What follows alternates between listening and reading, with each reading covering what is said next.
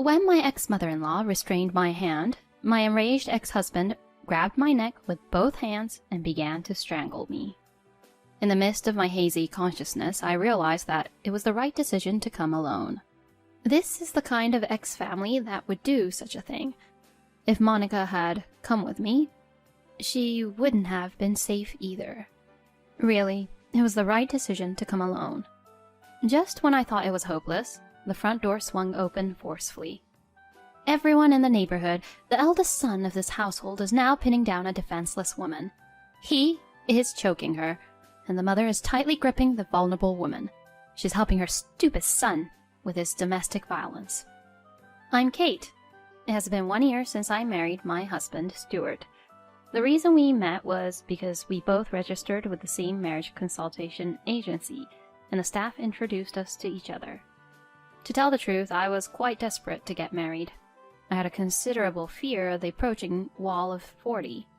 My college friend got married at a young age at 27, and a few years later, my last remaining single friend also got married at 31. I am an only child, so I don't have any siblings, and my extended family connections are also weak. Even my parents, if everything goes according to plan, will depart before me. I was so scared of loneliness, incredibly scared, until I met my husband. I participated in many free events for singles. However, it seems that I have a poor eye for men, as my closest friend Monica, who got married first among our group at the age of 27, constantly rejected the men I chose. As soon as we met, meeting once a week, we promptly started our matchmaking party debriefings. So, what kind of person is this time? He said he works as a clinical psychologist. I don't really care about his occupation. What did you talk about? Well, he was a very serious person. How so? Can you give me an example? He works at a hospital and the patients rely on him more than the doctors. Isn't that amazing? Anything else? He said he genuinely cares about the patients. He's willing to help as many patients as possible, even if it means volunteering and putting salary second. Rejected! Huh? Why? He's full of self-importance, like he's some kind of hero, but he's not. His need for validation is just too strong. Are you sure about that? Kate, people like him tend to have extreme anger outbursts when things don't go their way. It's better to stay away. Trust me. Well, you know, we can still be friends. I don't think he's even worth being friends with. Yeah, you're right. Even though I said that, I continued the relationship with this man, and I was supposed to go to his birthday celebration. The day before, I slipped on the stairs at work and broke my leg. When I contacted him about it, he unleashed a harsh, verbal attack on me. That's just too much. We had plans for tomorrow, right? Canceling now, isn't that terrible? I'm sorry, but I can't go anywhere with this leg. You should be more careful in life. Tomorrow's my birthday, you know. Oh, thanks to you, it's going to be the worst birthday ever. After that, he abruptly hung up the phone, and communication between us ceased. Monica was right after all. That's what I thought. I met a man who was a public servant but could only spare $500 per month after paying for his car loan and supporting his parents. Monica rejected him, but I didn't listen. Unexpectedly, his parents got involved and demanded, "If you're dating her, you should give her money too." It was an awakening. And then I met someone at a matchmaking event who was a caregiver. When I told Monica about him, she immediately rejected him. However, as he hinted at marriage, I told Monica that I wanted to marry him, even if she opposed it. Then Monica cried and jeered at me. That guy is completely ignoring your wishes, Kate. He's living with his parents and pressuring you to live with him. If he lives with you, he'll bring his grandmother for the nursing home, right? That means he's fully expecting you to take care of his grandmother. And he thinks it's fine for you to continue working. You'll have to take a 1-hour train ride to go to work? Seriously, wake up already. You can't possibly be happy marrying someone like that. Hey, why don't you try talking to him about fulfilling your wishes? I'm sure he won't budge. Yeah, I'll try saying that I don't want to live together. And when I told him that over the phone, he said he understood. When's your next date? Maybe the day after tomorrow. He's coming here, so we'll meet at the station. She probably already knew. In the end, on the day we had promised to meet, he didn't show up at the meeting place, and I couldn't reach him. Still, I waited for 3 hours, hoping he might show up someday. And in front of me, Monica appeared. You understand now, right? Yeah, sorry. You don't need to apologize. The guy turned out to be a complete jerk. Anyway, since I came here by car, I'll give you a ride home. Let's have something delicious to eat on the way back. I'll get angry if you don't. Thank you. And during our meal, Monica made a suggestion. If you really want to get married, stop going to those free matchmaking events. Go to a proper marriage agency and pay for it. Honestly, I hadn't thought about that, but now that she mentioned it, it's true that for someone like me who lacks judgment, it would be better to know more about the other person's background. It might be a good idea. Yeah, I don't have good judgment after all. Hey, stop being the main character. You always say you lack confidence. Kate, you're cute, very feminine, and classy. Those losers from before were just passing through, so don't dwell on them. Next! If you think this guy is no good, it's okay to say, oh, he wasn't right for me. Don't think anything more about it. Kate, if you're worried, I'll go with you to listen to the explanation at the marriage agency. Really? Thank you. And so our visits to marriage agencies began, but right around that time, Monica's husband was transferred overseas. She moved overseas while worrying about me. I can't rely on others anymore. I have to carve out my own life. With that in mind, I joined a marriage agency, and within 3 months, I met my husband and got married. But it seems my judgment was still lacking. Initially, we had promised not to live with our in-laws, but now we are living together. It started when my father-in-law fell ill, and at first, they wanted me to help with his daily needs. But somehow I was persuaded, and we ended up living together. I appealed to my husband multiple times, but he simply brushed it off, saying, I'm the eldest son, and didn't make any effort to change the situation. Moreover, I suspect my father-in-law's illness wasn't genuine. As soon as we started living together, his health miraculously improved. And even though I have a job, the household chores at my in-laws' place are assigned to me as if I were a full-time housewife. Furthermore, my mother-in-law doesn't approve of the way I handle things and always nitpicks, making me do things over. This kind of life has been going on for about 4 months. I was exhausted, both physically and mentally. I consulted my parents about this, but they had traditional views and told me to serve my in-laws since I'm their daughter-in-law. The root cause of all this was my lack of judgment, and it was all because I rushed into marriage. I'm well aware of all that, but I had reached my limit. Although it had only been a short time since we got married, thoughts of divorce were already crossing my mind. In this life, there are my father-in-law, mother-in-law, and husband, but I feel lonely. I got married out of fear of loneliness, but being alone might be better than this. In the midst of all this, another unfortunate event struck me. My parents were involved in a car accident and passed away. With their deaths, I truly became an orphan. However, it seemed to embolden my mother-in-law and husband. They must have thought that I had no place to escape anymore. I was subjected to even more demanding labor than before. In truth, I want a divorce. But if I get divorced, I'll truly be all alone. I think this was the most cornered I have ever felt in my life. However, my family didn't attend my parents' funeral. Originally, there were no relatives to attend my parents' funeral except for me, the heir. It was a deeply lonely farewell, but there was one person who attended the funeral, just one person.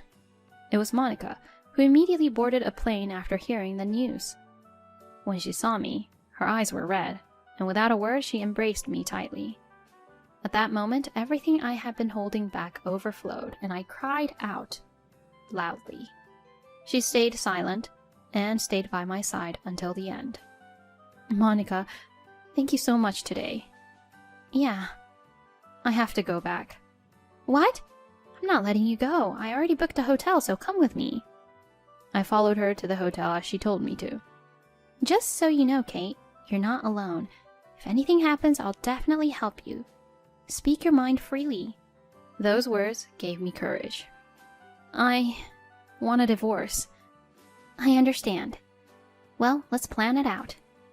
If you're going to have a discussion, I'll be there too. Thank you, but I probably don't need to have a discussion. Why not? The divorce papers, I brought them with me.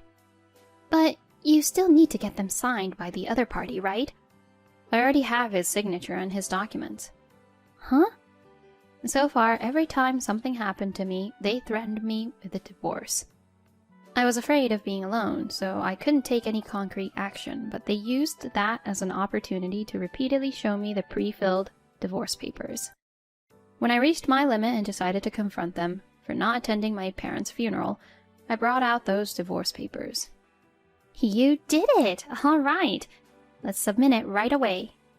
Do you have everything prepared? Of course. All right, let's go together. Monica's offer was truly appreciated, but this was something I needed to handle on my own.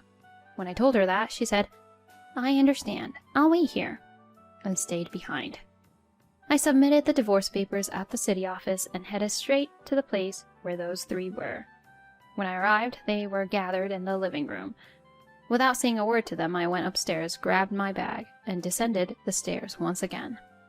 I tried to leave, but my ex-husband stopped me. Hey, you came back and didn't even say hello. Well, you never greet me either, do you? Forget about that.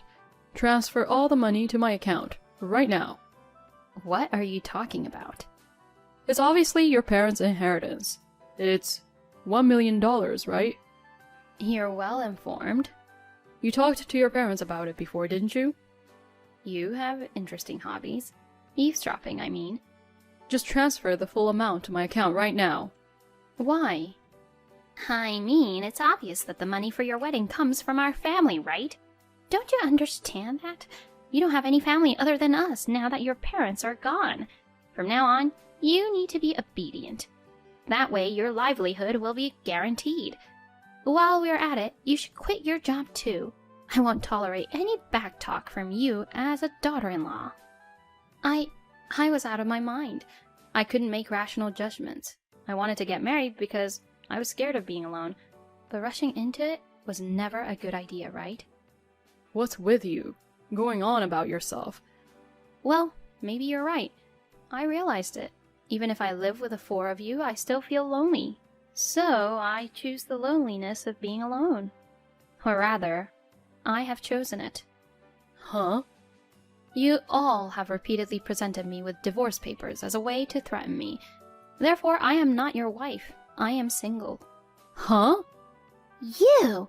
What have you done? Didn't you both always say it? If you don't like the way I am, we can get a divorce.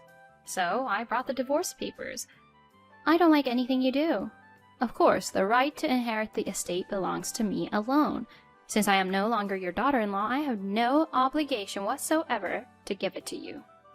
Well, I've taken care of you enough. Goodbye. I dashed towards the entrance with all my might.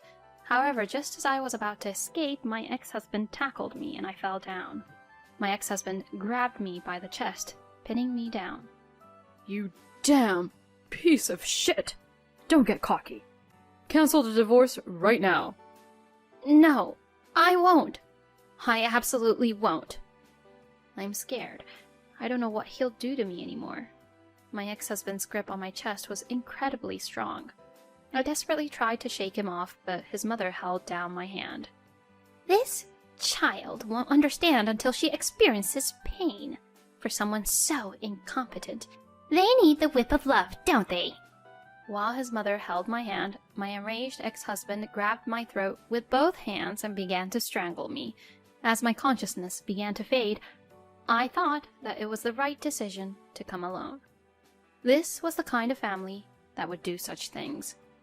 If Monica had come with me, she would have been safe too, right? Seriously, it was the right decision to come alone. Just when I thought it was over, the front door swung open forcefully. Everyone in the neighborhood, the eldest son of this household, is now pinning down a defenseless woman. He is choking her, and the mother is complicit in her foolish son's domestic violence, starting with mistreating the vulnerable women. I was startled the moment Monica's loud voice resounded. My ex-husband released his grip on my neck. Coughing, I looked at Monica and noticed that she had a megaphone, seemingly acquired from somewhere, and she held it to her mouth, raising her voice loudly. And in her other hand, she held a smartphone. Monica's voice reached the neighboring houses, and one by one the residents peeked out from their homes. My ex-husband remained stunned, still pinning me.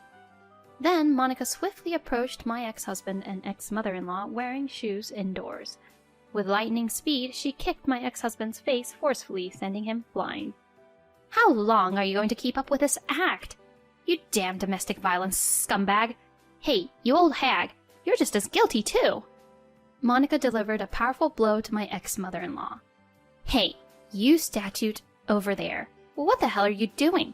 Your stupid wife and your stupid son are doing a hell of a job. I'll put an end to it, you pathetic old fool. I'll make sure you pay proper compensation. We'll take you down. This is violence. Oh, really? Fine, let's battle it out in court then. Regardless of how the justice system decides, I haven't done anything wrong.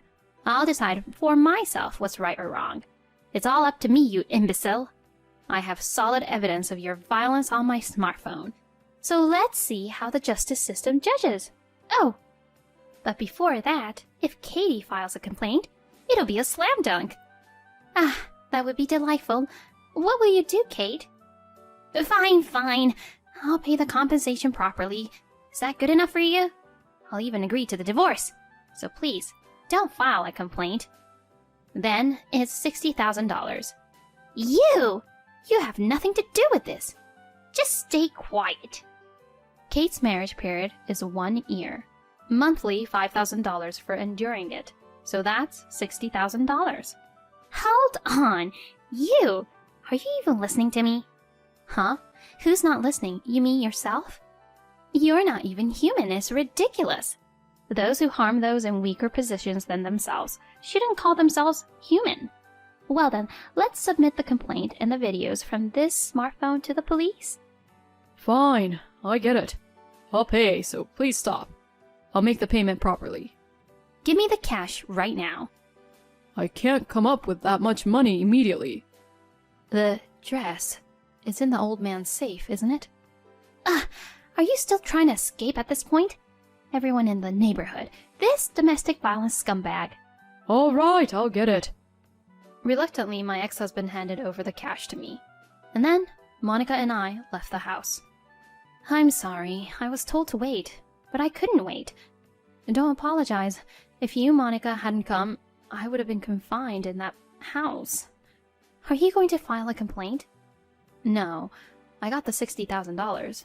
Let's settle it like this. I see. Well, it worked out well with the bluff, didn't it? Huh? Actually, I couldn't record the video. When we arrived at the house, I heard a loud noise. I was too preoccupied with that. Oh, really? Hey, where did you get that megaphone? It's from the dollar store. I thought I'd shout with it. Thank you. Really? Hey, how about you take some time off and come over here? Should I come and visit? Let's go out and have some fun like old times. And so I took 2 weeks of paid leave, completed the necessary procedures for my parents' affairs, and headed to Monica's new place. By that time, there was a huge commotion at the ex-in-law's house. The neighbors reported the incident, and 7 police officers rushed to the scene. It turned into quite a stir. And there was also the boss of my ex-husband, whose house was next to the ex-in-laws. Naturally, the boss also heard about the domestic violence incident and the divorce. I heard that my ex-husband was transferred at work to a rural area.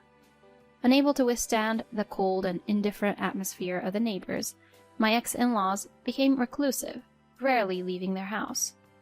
When my ex-husband called and said he wanted to start over, he rambled on about things I didn't even ask, without me saying a word. I hung up the phone without saying anything, even though there was an atmosphere of, "Oh, poor me," coming from him.